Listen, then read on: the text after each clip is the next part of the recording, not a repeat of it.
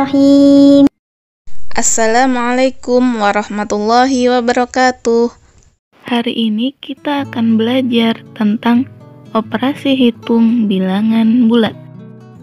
Operasi hitung bilangan bulat ada 4 macam, yaitu penjumlahan, pengurangan, perkalian, dan pembagian. Sebelum kita mulai untuk menghitungnya, perhatikan penjelasan berikut ini.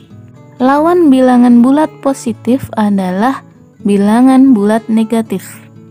Contohnya adalah positif 8, lawannya adalah negatif 8. Negatif 6, lawannya adalah positif 6. Pada penjumlahan bilangan bulat berlaku sifat komutatif dan asosiatif. Sifat komutatif adalah sifat pertukaran dua bilangan pada operasi hitung penjumlahan, di mana pengerjaan operasi hitung dua bilangan yang ditukarkan tempatnya tersebut hasilnya sama. Contohnya, 4 tambah 3 itu sama dengan 3 tambah 4. Perhatikan di sini, 4 ada di depan dan 3-nya ada di belakang. Nah, ketika dibalik, 3-nya yang di depan dan 4-nya di belakang, mereka tetap memiliki hasil yang sama, yaitu sama-sama 7. Sedangkan sifat asosiatif dalam penjumlahan adalah mengelompokkan 3 bilangan atau lebih dengan urutan berbeda. Perhatikan contoh berikut ini. 6 tambah dalam kurung 12 tambah 14 itu sama dengan dalam kurung 6 tambah 12 tambah 14. Jadi kita coba hitung yang sebelah kiri dulu. Ingat, kalau ada yang dikurung, maka yang dikurung dikerjakan duluan. Berarti 12 tambah 14 ini kita kerjakan duluan, sama dengan 26. Setelah kita hitung, baru kita tambahkan 6 tambah 26. Sama dengan 32. Nah, sekarang kita hitung yang sebelah kanan. Yang dikurung adalah 6 tambah 12, sama dengan 18. Setelah dapat hasilnya, 18 tambah 14 sama dengan 32. Hasil sebelah kiri itu sama dengan hasil sebelah kanan. Berarti, penjumlahan bersifat asosiatif. Pada pengurangan bilangan bulat, tidak berlaku sifat komutatif dan tidak berlaku sifat asosiatif. Perhatikan contoh berikut ini. 7 kurang 4 itu tidak sama dengan 4 kurang 7. Coba kita hitung yang sebelah kiri. 7 kurang 4 itu sama dengan 3.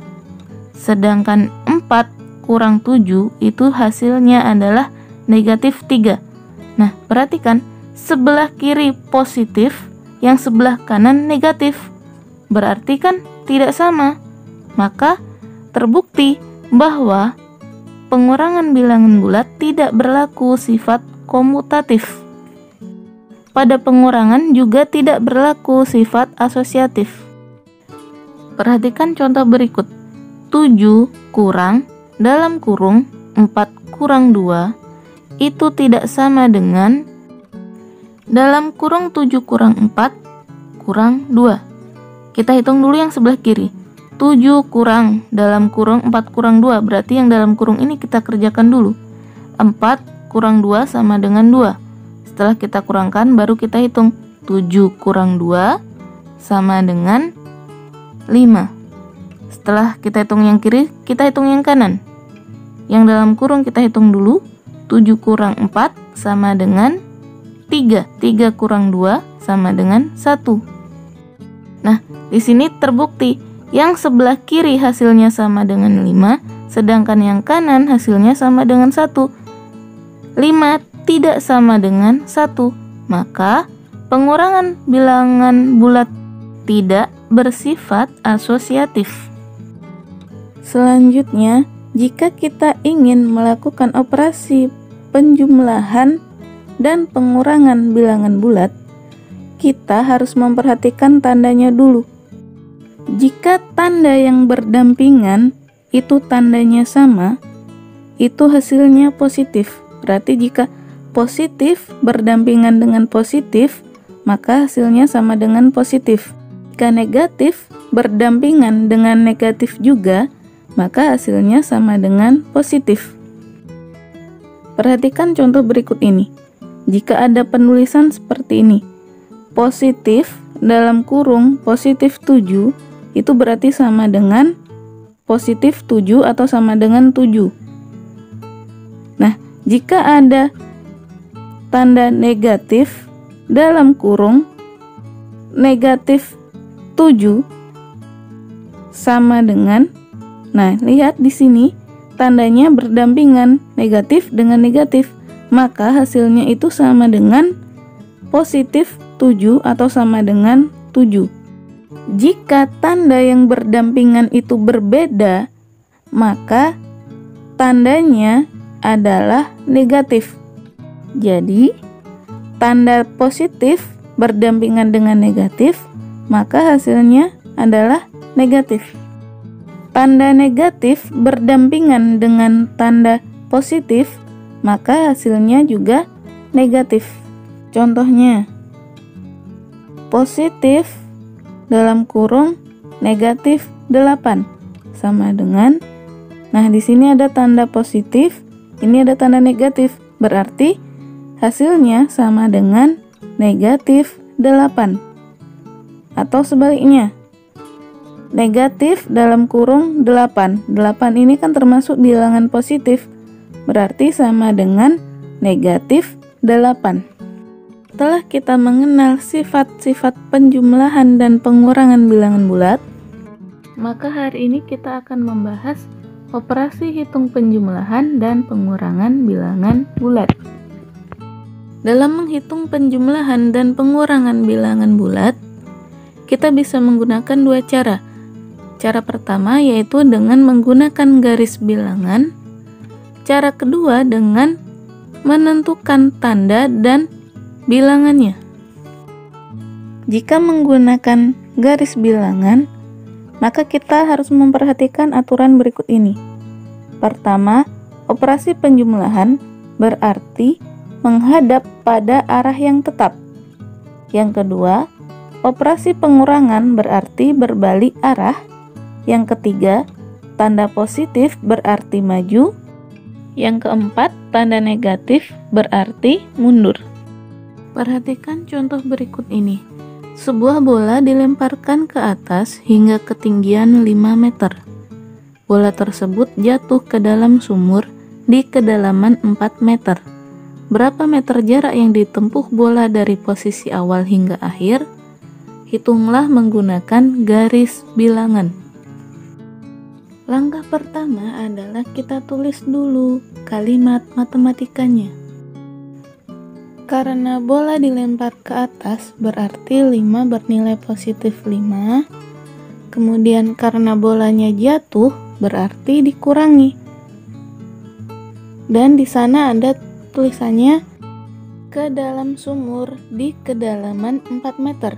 Karena masuk ke dalam sumur itu yang berarti berada di bawah permukaan tanah, maka itu adalah negatif 4. Matematikanya adalah 5 kurang negatif 4. Selanjutnya kita buat garis bilangannya. Setelah kita menggambar garis bilangannya, maka perlu diingat dalam menghitung menggunakan garis bilangan itu selalu dimulai dari angka 0. Jadi kita berdiri di atas angka 0. Selanjutnya kita ingat kembali aturan penjumlahan dan pengurangan pada garis bilangan. Bilangan yang pertama ditulis di sana adalah bilangan 5 atau positif 5. Artinya maju 5 langkah ke depan dari angka 0. Selanjutnya adalah pengurangan. Berarti pengurangan artinya berbalik arah. Langkah selanjutnya adalah bilangan negatif 4. Itu yang berarti bilangan tersebut mundur 4 langkah ke belakang. Maka diperoleh dari garis bilangan ini 5 kurang negatif 4 sama dengan 9. Contoh selanjutnya, negatif 8 tambah 4. Arti langkah pertama kita buat garis bilangannya dulu. Setelah kita buat garis bilangannya, maka perhatikan angka yang pertama ditulis. Angka yang pertama ditulis adalah negatif 8. Artinya, bilangan tersebut mundur 8 langkah ke belakang dari 0. Langkah selanjutnya adalah penjumlahan. Artinya, menghadap pada arah yang tetap. Jadi, arahnya tetap mengarah ke depan, tidak berbalik arah. Langkah selanjutnya adalah bilangan 4 atau positif 4. Artinya, bilangan tersebut maju 4 langkah ke depan. Sehingga diperoleh hasil negatif 8 tambah 4 sama dengan negatif 4.